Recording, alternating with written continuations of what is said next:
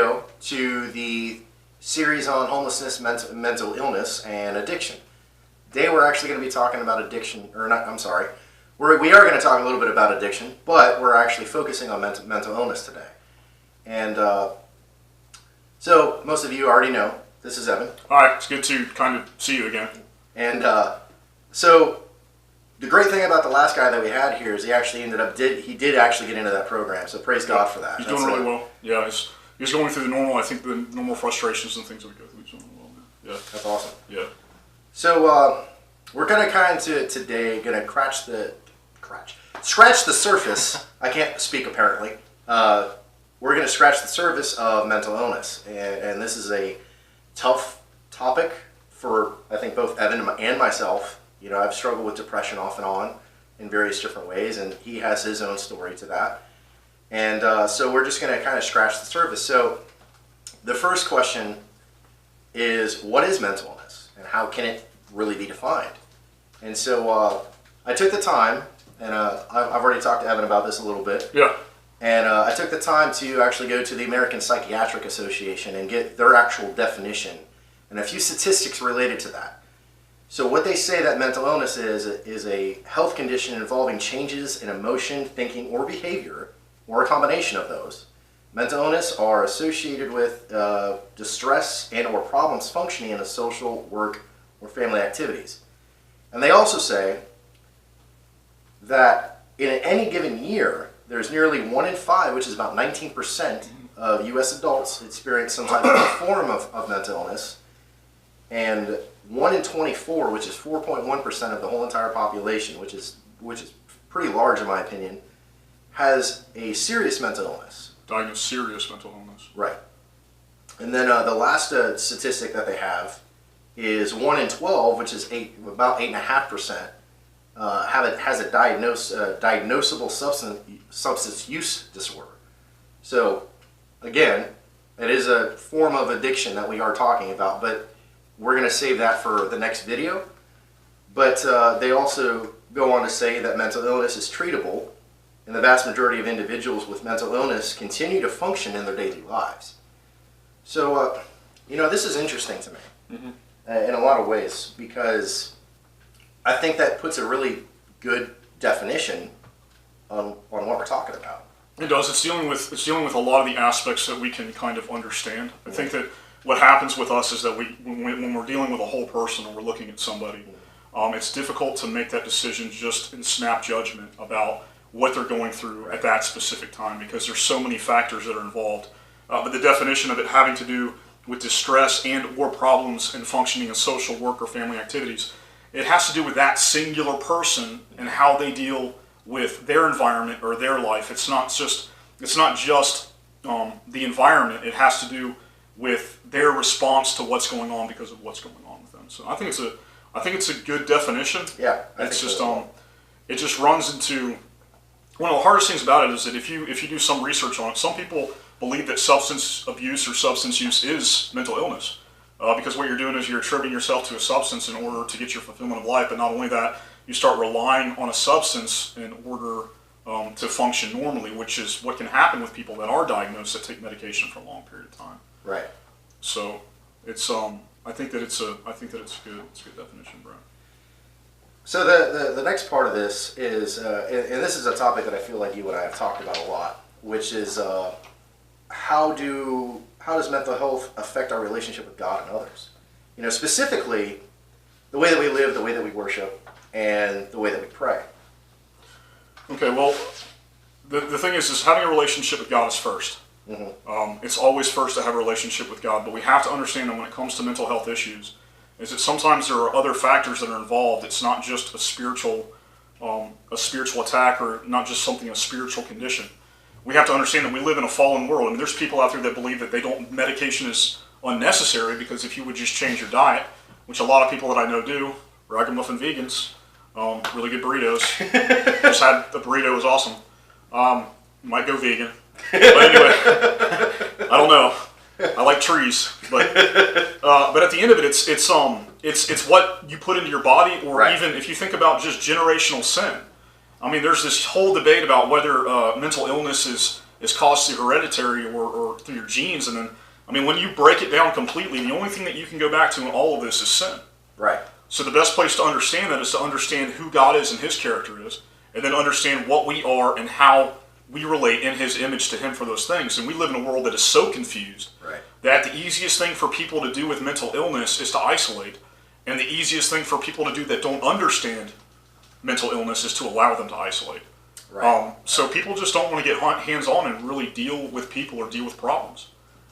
So, I mean, how it affects our relationship with God, I mean, it'll mar your relationship with God. You could be at points in your life where you don't even think that God exists anymore. You could be on this plane right at the mountaintop, and everything makes sense, and God is so good, and all of your prayers are being answered for yourself and for other people. And in 3 or 4 hours, you are at the depths of despair, and you are ready to end your own life. And the thing is you can't understand why, and the first thing that you're going to do is you're going to blame yourself.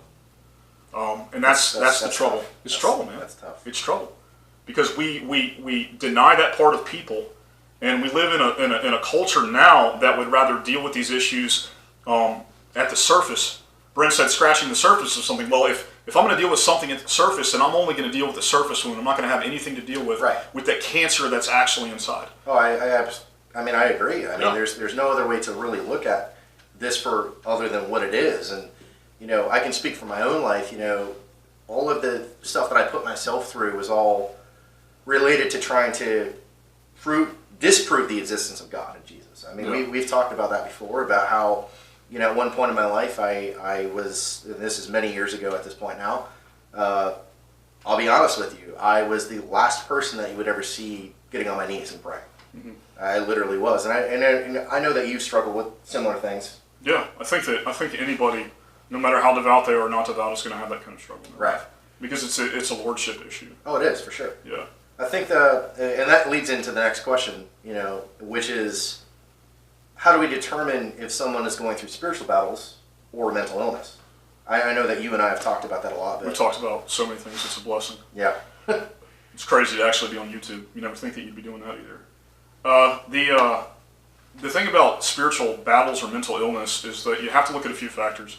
Mental illness is really, in some ways, it's only going to be affecting that person themselves. Right. Like I said earlier about them and their environment. If you're dealing with a spiritual battle, then there's going to be people around that are going to be experiencing some of the result of that. Mm-hmm. There are a few different indicators between as far as their readily awareness to what's happening around them.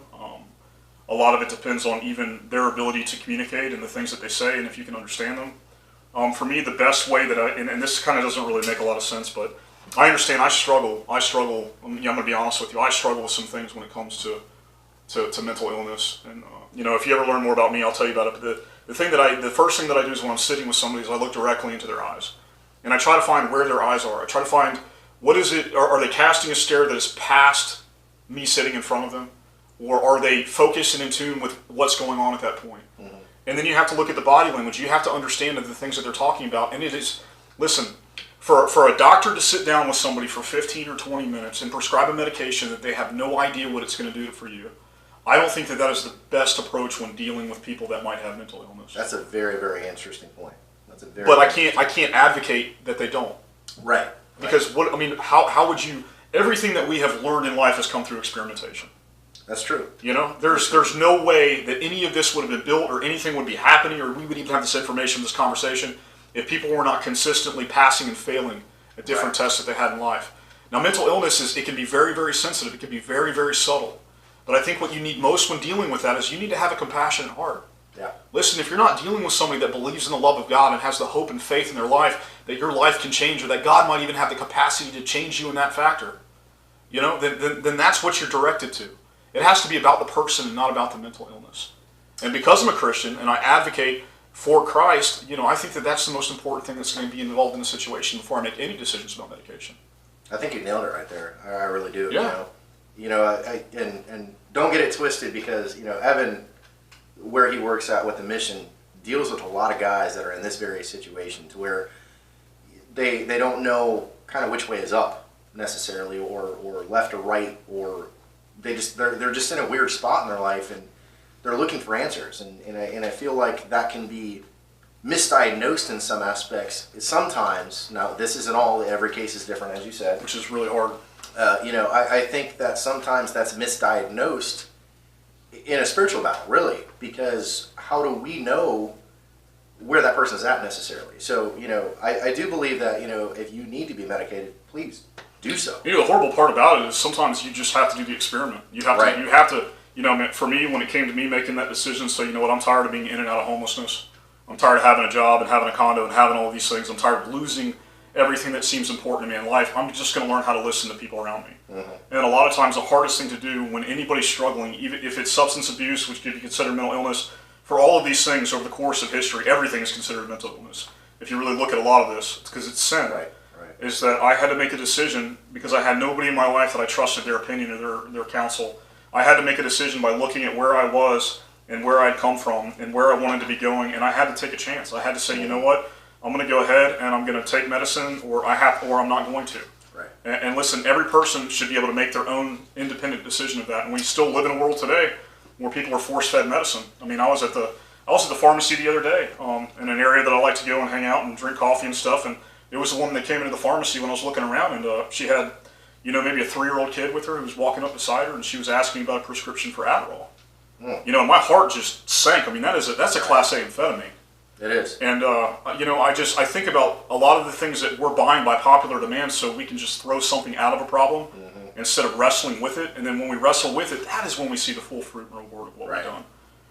But yeah, it's the hardest thing, I'm going to tell you this one thing. People that are mentally ill, the first thing they're going to say is they're not mentally ill, okay? I was like that. I was like that. If they come to you and they admit that they're mentally ill, you need to understand that they might have some cognition as to what's actually going on. So for those of you who don't know, which probably most of you, and Evan only knows a little bit of it because we've talked about it, but I'm going to go into a little bit of the addiction side real quick just to tell you a little bit of my story. So you would not believe it, but several years ago I was actually a full-fledged alcoholic. And it got to a point where my wife didn't know who to turn to. She was seeking out her dad. She was seeking out this person. And again, exactly what Evan just said. I was in denial. I was like, no, I don't have a problem. Yeah. I don't have a problem. The problem is that I did have a problem. And a lot of people go, well, what did you do? And I said, well, I had a lot of people praying for me, and eventually God just convicted me, and I stopped. I was grateful enough to understand that and to not go past that distance, if you will. But you had a respect for the danger. Exactly. And don't get me wrong, I've pressed the boundaries on a lot of things in my life, but it got to a point where my whole entire view was so, kind of what you said earlier, just disgusting. Yeah. And that it completely played with my whole entire mental state. So if you're struggling with anything, please reach out to someone. That's my first thing that I want to say. But before we get into that aspect of it, in what ways are there stigmas on mental illness, do you feel? I think that a lot of that's changed. I think that there's a lot of stigmas dealing with singular issues. I mean, like take homosexuality, for instance. If you were to go back, and I know this is, it's awesome, maybe you'll watch this because you think you're going to be offended. That's fine, I'm offended. But what comes down to it is that they used to class homosexuality as a mental illness. Right.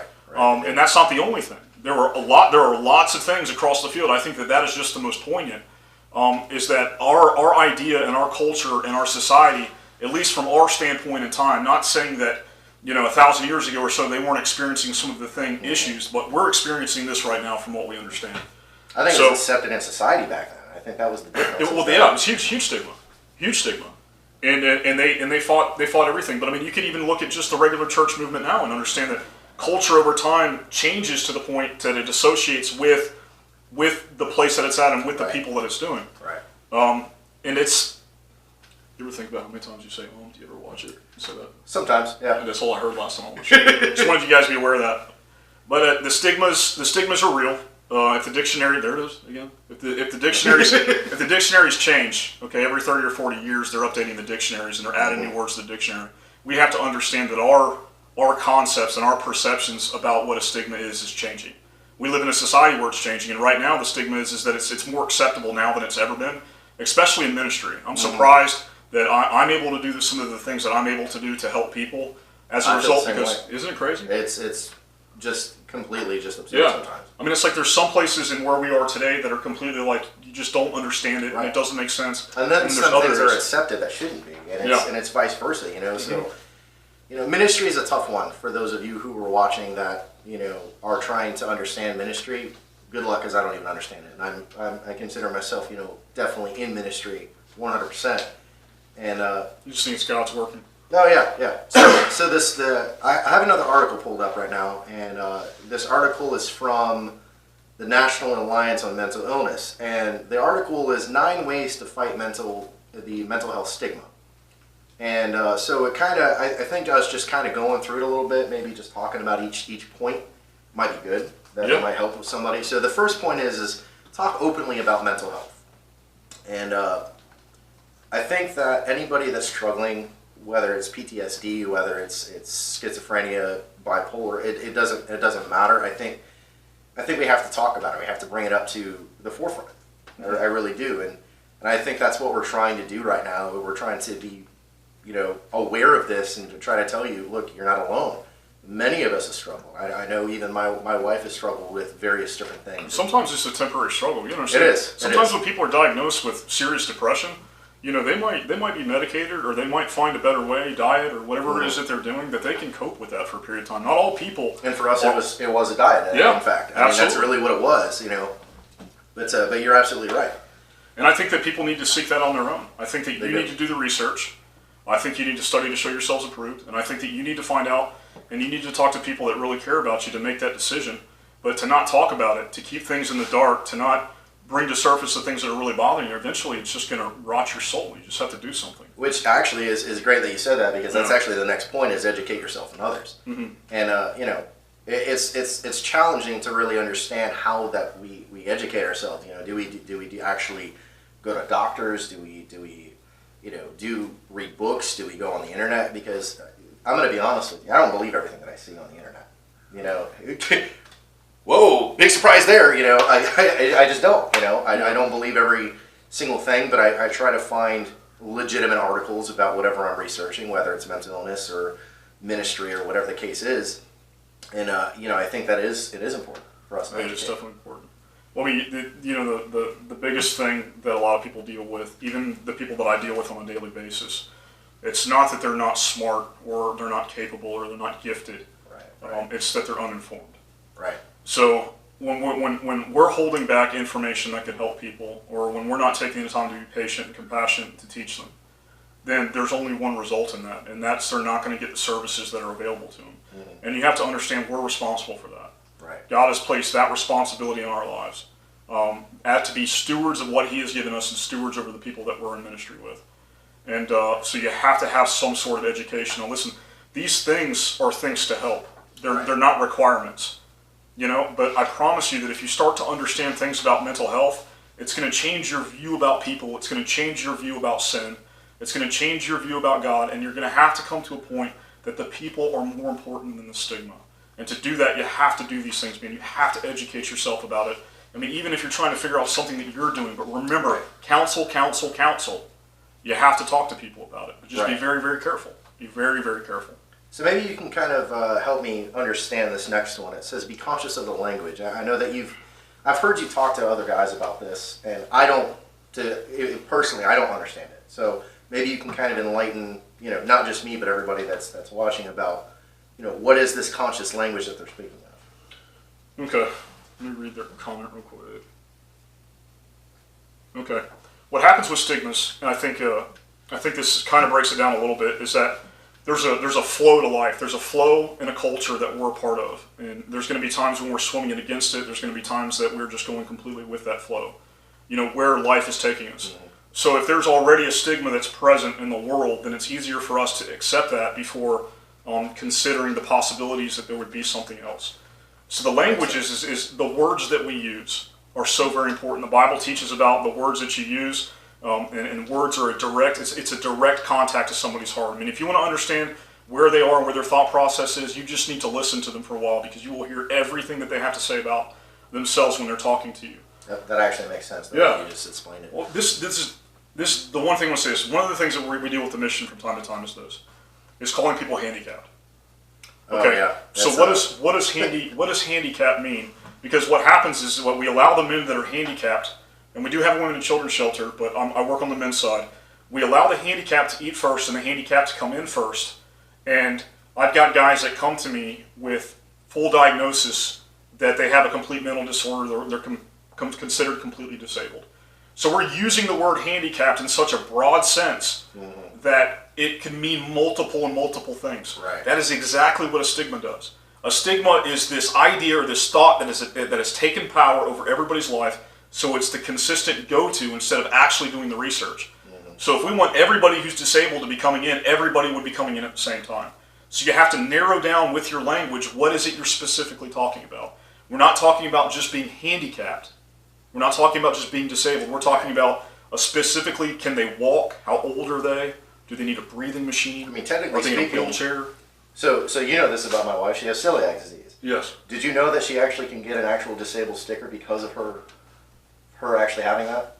No, I didn't know that. Yeah, and that's how easy it is, guys, to get a disabled sticker. Just because you can get a disabled sticker or a plate or a plaque does not mean that you're actually disabled. And that's It's because there's a broad. It doesn't mean anything. Exactly. Like our friend Kevin that we had in last time. He kept saying that. He was like, "I'm just a cripple," and that bugged me because I was like, "Dude, you're walking. You're alive." Well, the difference. Sometimes this is the difference, and I love Kevin to death. And there's a lot of people that have problems with all of these things, but I separate that as it's their problem. The thing about this is what happens to us, and I can do it every day if I decide to get in that mindset. And this has to do with language too. Is that what am I saying to myself about my situation? What lies or what truth am I believing right now that is going to influence how I interact and how I act for the rest of my life or today? Right. So the Bible says for us to think on heavenly things and things that are righteous and pure and things that are holy. So what we have to do is align our thinking to that. But what is the world telling us all the time? It is easier for us to associate and participate in evil than it is for us to fight against it to do what's good, right. Which is actually what's better for us. So sometimes this is what we do.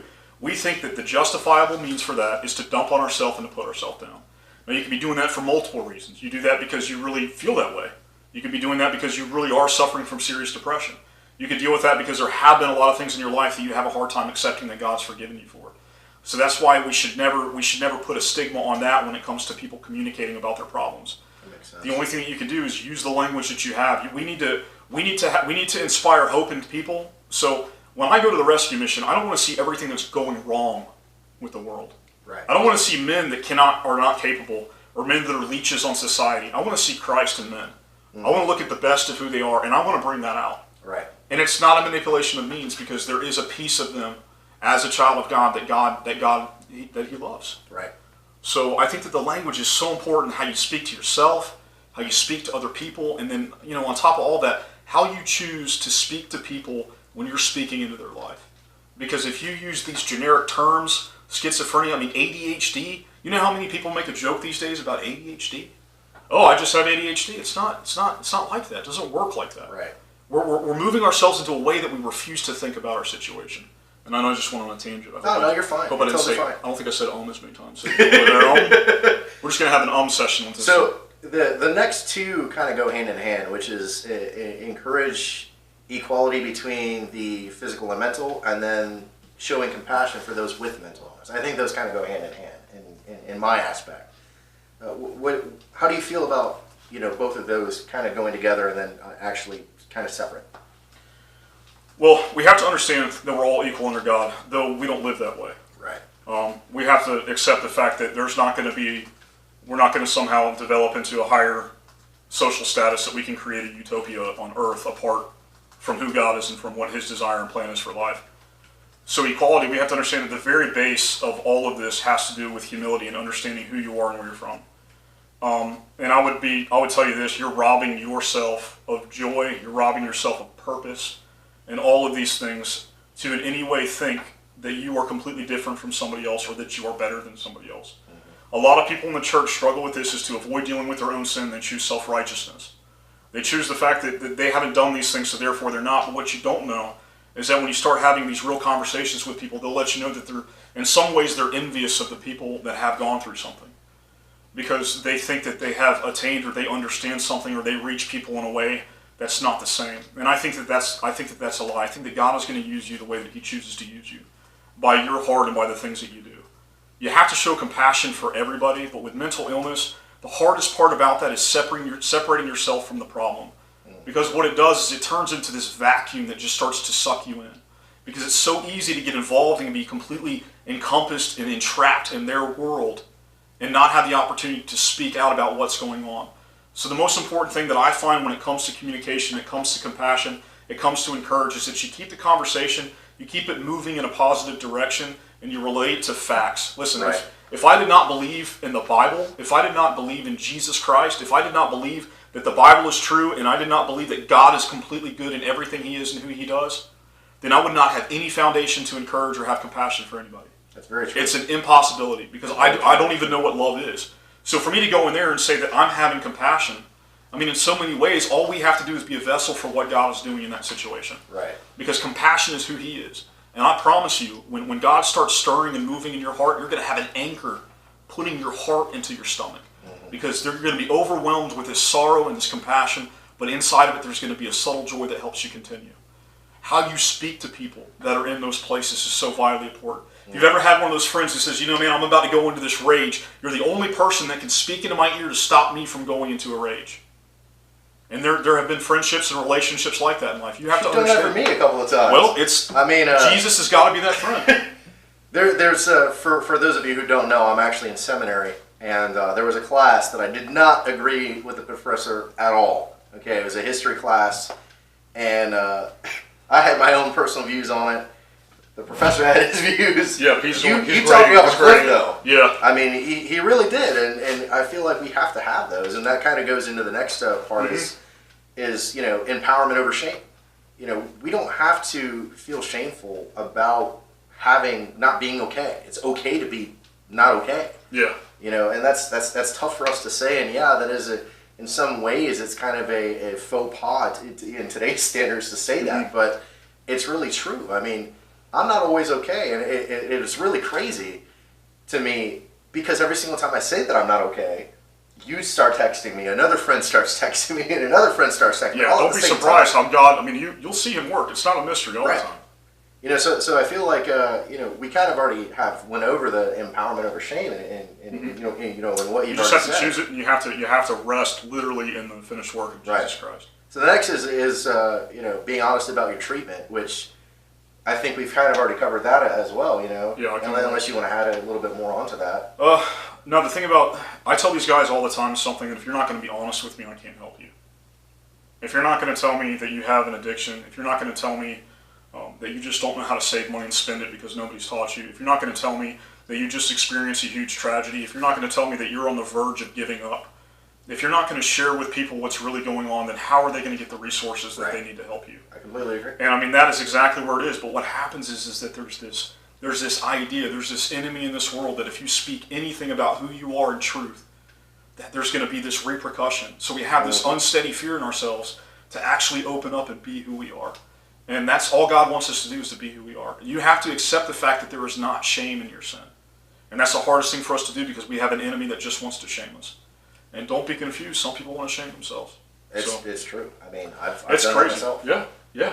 The things that we do and God allows us to do, if we can kind of get through that and start to understand that, but understand that it's through equality we have understanding. Listen, relationships you teach both ways.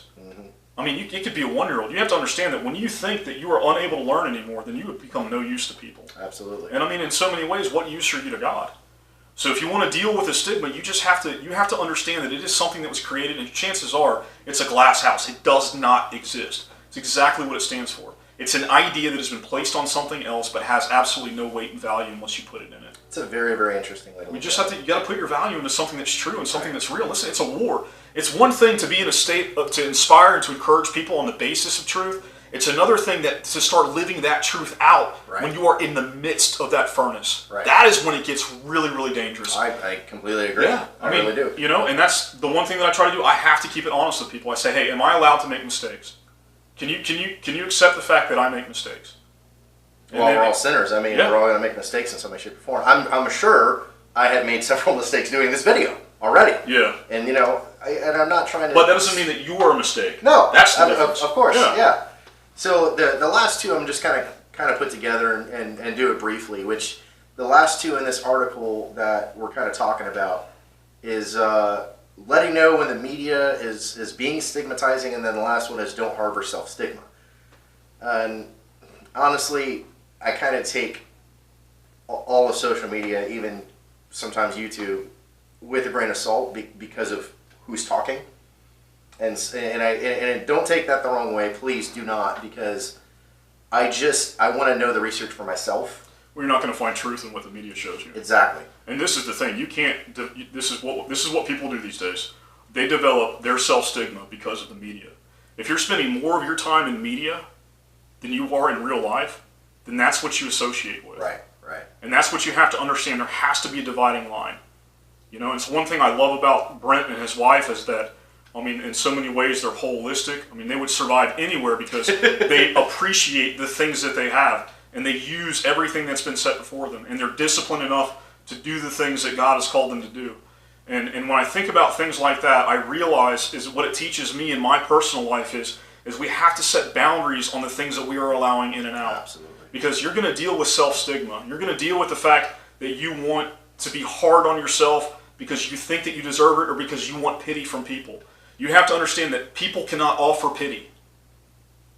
There's nothing that I can do that is going to seriously change your life except be used of God in your life. So the only thing I would say about that is you just got to be at the point where you do not let the media establish what you consider to be factual and unfactual. Right. Find something solid that you believe in, and in our case, it's the Bible. Find something that you believe in that can build a platform for truth. Because Absolutely. there's so much deception out there. You know, I mean, and I feel. I mean, there's times that it's upsetting to me to read about so many social media people that their entire life is about taking a picture and looking a certain way. It almost, it's miserable. It kind of makes me sick in some ways, yeah. you know. And granted, I know that there's a lot of you out there that think that that's awesome, and it is, you know, being able to travel all over the world and take pictures of you know, all of these amazing things. But is that really reality? Is that where all? Well, is that where they're establishing their identity? And there's that aspect. That's the thing. Who are you? I mean, are you what the media thinks? Are you who God says you are? Right. I mean, are you your own God? You have to make these decisions for yourself. Now listen, God will allow you to be listless through life and never make any serious decisions, but that is not going to stop Him from drawing you into His love. Right. So when He presents an opportunity for you to understand truth and to have foundational values, then that's what needs to be taken care of. Absolutely. The world is tearing us apart from the things that matter, which is simply just having a meal with our family. Mm-hmm. If you have family. And even if you don't, I can assure you there is somebody out there. Oh, you know, my family right now is the body of Christ and the people that God has introduced me to. Right. And the way that I give back for that is I want to be the person that God has called me to be there. And it's okay to not be okay, like Brent said. Mm-hmm. So it's important. Is. I know that we spent a lot of time on the stigmas, but I felt like that was probably in a nutshell, was the most important part of this whole thing, is really understanding. Maybe like 45 minutes. I was probably talking I was talking a lot. Oh, no, you're fine. Yeah. So the last question, and one of the most difficult, and there are vast ways to answer this, but I kind of want to understand your opinion on it and what you've seen and what you've experienced, which is, what's the best way to fight and battle mental illness? You know, outside of being medicated or you know, anything that society tells us to do. You know, the first thing I'm going to say, which makes, I think, the most sense in this, is that it has to be God that's going to intervene in your life. Mm-hmm. I agree with God has got to send somebody there, because I'm telling you, people that are seriously mentally ill that don't know, there are men that carry trash bags around all day and sleep outside and wear the same clothes for years.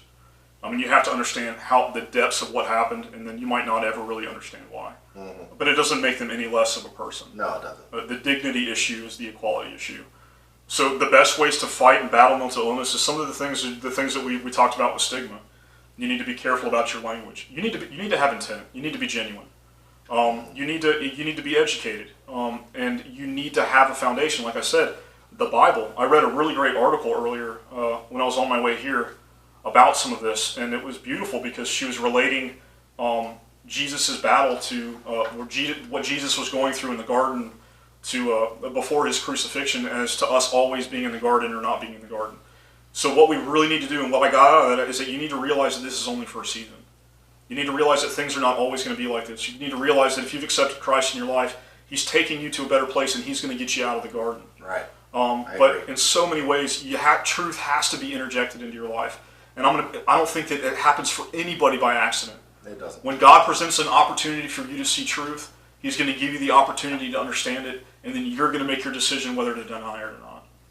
And He'll allow you to. So when it comes to fighting and battling mental illness, I think the battle is the Lord's. I don't know if there's really anything that I could do except rest in who He is and what He's done for me to reach people with the gospel of Jesus Christ, because I have no psychology degree, but I do understand sin because I'm a sinner. So to battle that, you need to have a king. You need to have a warrior that's going to be on your side to do it. Oh, absolutely. And then you need to have the courage to do it. You need to have the courage to speak to people. You need to have the adventurous spirit of taking medicine, but you need to be sensitive to what God is telling you.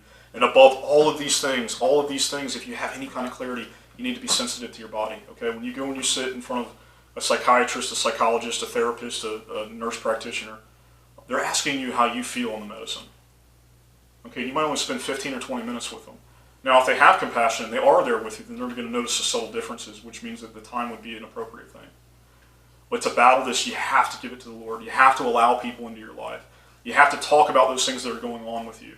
And but I've met some people, and I've been in some places that only God can pull you out of. And the only thing that I can do is when I see somebody that's really struggling is try to speak some truth into their life. And that's it. That's the only thing I know to do. So when it comes to best way, there's one best way, and that's to pray. Which is actually what we're going to do right now, actually. Because I was just informed that we've already been like 30 minutes. Yeah, no, I got to get to work, huh? And that's me though. So.